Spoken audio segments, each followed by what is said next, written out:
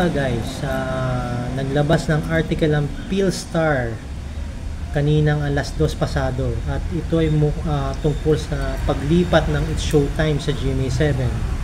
Tara, basahin natin.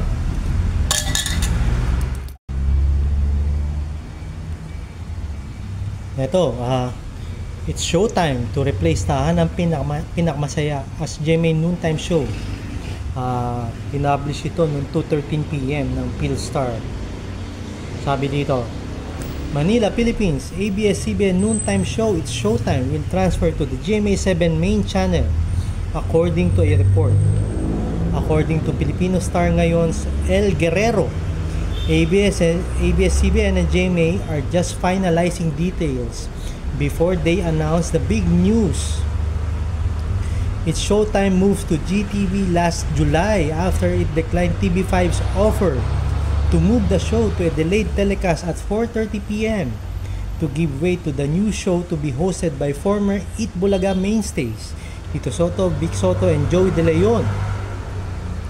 Currently, GMA7 airs Filipino movies in the noontime slot vacated by Tape Inc.'s Tahanang Pinakmasaya. Ayun, yun na nga sabi. So, mukhang confirm na nga. Confirm na nga na lilipat ang It's Showtime sa GMA7. So, yun na nga guys, mukhang tuloy na ang paglipat ng It's Showtime sa GMA7 from GTV. Siguro may pinaplansya na lang ng mga konting puntos sa kanilang negosasyon bago lumipat ang It's Showtime. Ano masasabi nyo rito guys? Sa akin, purely business talaga. Purely business. Kaya lang baka ang hindi magandang punto sa kanilang negosasyon ay hindi pa rin makapag-promote ang mga talents ng ABS-CBN ng kanilang mga proyekto outside of GMA7 sa It's Showtime, diba? So, i-comment nyo lang ang inyong mga kuro-kuro opinion dito sa balitang to. Well, yan na lang muna guys.